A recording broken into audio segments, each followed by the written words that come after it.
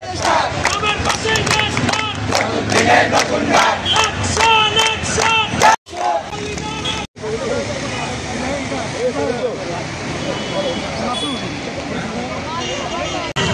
হচ্ছে বাংলাদেশ ডিজিটাল ইউনিভার্সিটির একজন স্টুডেন্ট, সফটওয়্যার ইঞ্জিনিয়ারিং ডিপার্টমেন্টের। তো আমাদের বিশ্ববিদ্যালয়ের নাম হচ্ছে আগের নাম যে নামটা ছিল ওটা হচ্ছে বঙ্গবন্ধু শেখ মুজিবুর রহমান ডিজিটাল ইউনিভার্সিটি।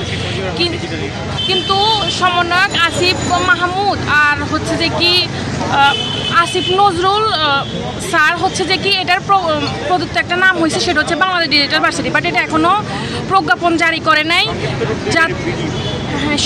যাতে এটার প্রজ্ঞাপন জারি করে যাতে এই নামটা বাংলাদেশ ডিজিটাল ইউনিভার্সিটিতে পরিণত করে, সেটার জন্য আসছি। আর হচ্ছে আমাদের অস্থায়ী ক্যাম্পাস হচ্ছে যে 8 বছর ধরে আর কি।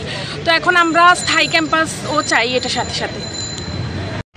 8 বছর থেকে আমাদের ইউনিভার্সিটি চলতেছে, আমাদের এখনো ক্যাম্পাস হয়নি। এখন আমরা যত তাড়াতাড়ি সম্ভব আমরা একটা লিমিটেশন টাইমের মধ্যে ক্যাম্পাস চাই।